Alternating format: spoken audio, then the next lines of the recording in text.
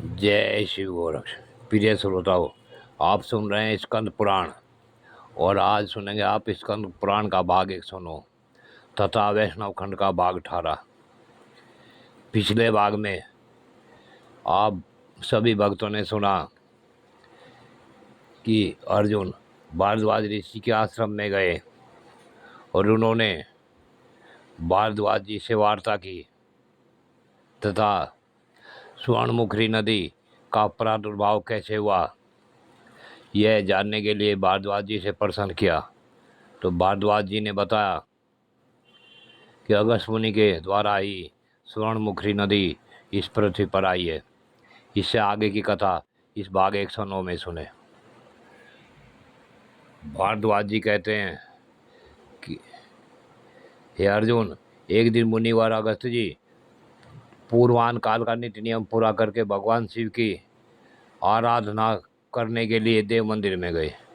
उसी समय आकाशवाणी हुई, मुने यह प्रदेश नदी से हीन है, अतः ज्ञान विज्ञान से रहित केवल शरीरधारी ब्राह्मण की भांति दक्षिणाहीन दीक्षा और चांदनी शून्य रात्रि के समान शोभा नहीं पाता। इसलिए तुम संपूर्ण लोगों का हित करने के लिए इस भूभाग में कोई ऐसी नदी बहाओ जो अगाध पाप राशि जनित भय का निवारण करके सदैव सुशोभित रहे। मुनिवर देव समुदाय की यही प्रार्थना है जो सबके लिए हितकर है। इस आकाशवाणी को सुन ब्रह्म ऋषि अगस्त जी क्षण भर कुछ विचार करते रहे। तत्पश्चात देव पूजन समाप्त करके वे बाहर वेदी पर बैठे। उनके आश्रम पर जितने मुनि रहते थे उन सबको उन्होंने बुलवाया और आकाशवाणी की कही हुई उन सबको बातें कह सुनाई। तब मुनियों ने अगस्त जी को प्रणाम करके कहा, महर्षि, आपके ओंकार मात्र से राजा नहुस देवताओं के साम्राज्य से नीचे गिर गए और सर्प योनि को प्राप्त हुए, जिसने संपूर्ण भूमंडल को घेर रखा है तथा जो अपनी उत्ताल तरंगों से आकाश को भी ताड़ित करता है। ऐसी महासागर को भी आपने अपने चुल्लू में रख लिया। विंध्य पर्वत भगवान सूर्य का मार्ग रोकने के लिए उद्यत हुआ, परंतु आपने उसे भी शांत कर दिया। इस सबसे बढ़कर आश्चर्य की बात और क्या हो सकती है। हे महामुनि, तीनों लोकों में हम सब लोग कृतार्थ हैं जो कि आपसे सनात होकर आपके इस आश्रम में निवास करते हैं। यह प्रदेश दक्षिण दिशा में वर्णीय है और समस्त वस्तुओं से परिपूर्ण है, तो भी बहुत दूर तक यहाँ कोई नदी नहीं है, इसलिए शोभा नहीं पाता। हे अनाग, कब ऐसा शुभ अवसर प्राप्त होगा जब हम इस देश में आपके द्वारा ब्याही हुई किसी महानदी में स्नान करके कृतार्थता का अनुभव करेंगे। हमारी भी प्रार्थना है कि आप यहाँ सबको शरण देने वाली किसी सर्वश्रेष्ठ विंध्यवंद नदी को निश्चय ही ले आने के लिए प्रयत्न कीजिए।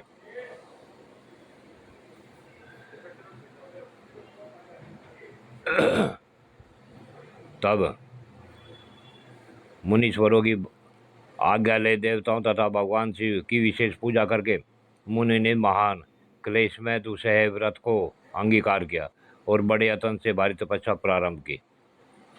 गर्मी में पंचाग्नि का ताप सहन किया, वर्षा में आंधी पानी और विद्युत का सामना किया, सर्दी में गले तक पानी में खड़े हो जब ध्यान करते रहे। तत्पश्चात मन की वृत्तियों को रोककर निराहार रहे। इंद्रियों को काबू में करके वे पत्थर की भांति स्थिर हो गए। उस समय उन्हें बाहर की बातों का कुछ भी ज्ञान नहीं होता था। तदंतर तपस्या में लगे हुए अगस्त जी के आगे ब्रह्मा जी प्रकट हुए। उन्हें देखकर मुनि ने प्रणाम किया और उन्हें अनेक प्रकार के स्रोतों द्वारा स्तुति की। तब विनयावनत अगस्त जी की ओर देखकर प्रसन्न वंदन हो ब्रह्मा जी ने पवित्र वाणी में कहा, उत्तम व्रत का पालन करने वाले महर्षि, तुम्हारे इस दुष्कर तप से मैं बहुत संतुष्ट हूँ। तुम्हें जो भी अभिष्ट हो मांगो, मैं उसे दूंगा। अगस्त जी बोले, हे प्रभु, आपकी कृपा से मुझे सब कुछ प्राप्त है, किंतु इस प्रदेश को नदी से हीन देखकर मेरे मन में खेद होता है। हे देवेश्वर, यहाँ की भूमि को पवित्र और सुरक्षित करने में समर्थ किसी महानदी को प्रकट करने की कृपा करें, यही मेरे लिए अभिष्ट वर है। अगस्त जी का वचन सुनकर ब्रह्मा जी ने कहा, ऐसा ही होगा। फिर उन्होंने अपने मन में आकाश गंगा का स्मरण किया और जब वह उनसे आगे आकर खड़ी हो गई तब उनसे कहा, गंगे संसार का उपकार करने वाले कार्य में संलग्न होने के लिए मैं तुम्हें आज्ञा देता हूँ। इस नदीहीन देश में सब लोगों के हित के लिए कोई नदी प्रवाहित करने के लिए ये अगस्त जी तपस्या और चेष्टा कर रहे हैं। इसलिए तुम अपने एक अंश से पृथ्वी पर उतरकर अगस्त के दिखाए हुए मार्ग से जाओ और यहाँ के रहने वाले मनुष्यों को पवित्र करो।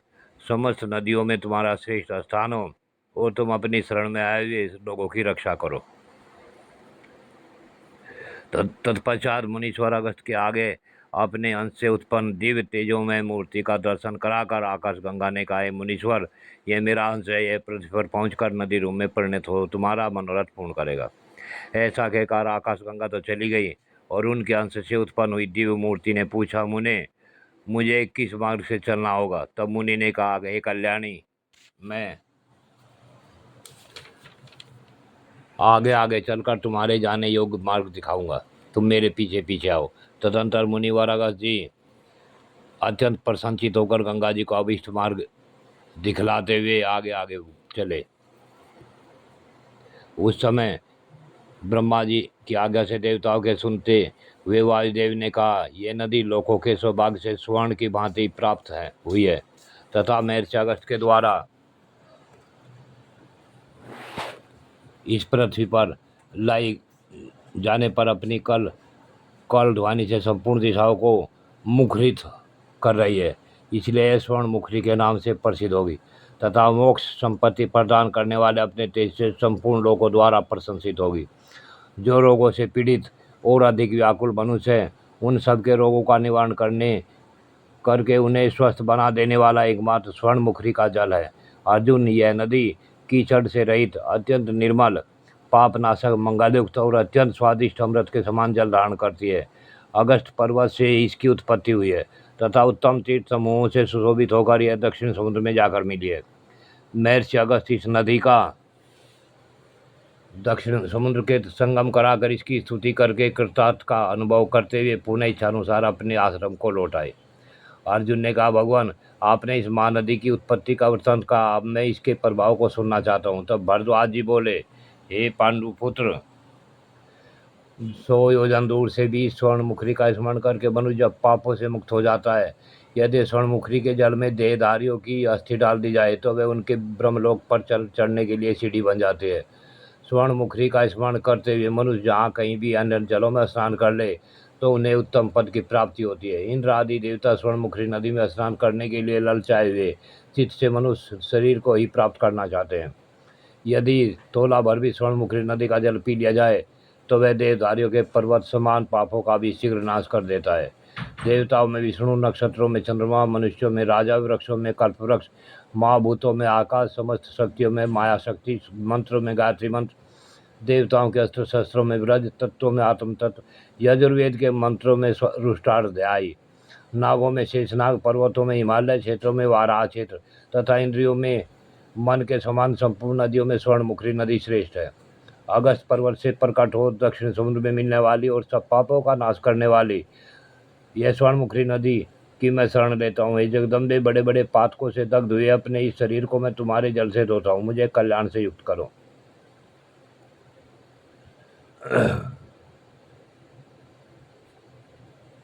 ये कुंती नंदन, चंद्र ग्रहण और सूर्य ग्रहण के समय स्वर्ण मुखरी के तट पर किया हुआ स्नान दान आदि अनंत फल की प्राप्ति कराने वाला होता है। अर्जुन, इस प्रकार तुमने महानदी स्वर्ण मुखरी की उत्पत्ति और प्रभाव का भली भांति वर्णन सुन लिया होगा। प्रिय श्रोताओं, आगे की कथा अगले भाग में। जय शिव गोरख।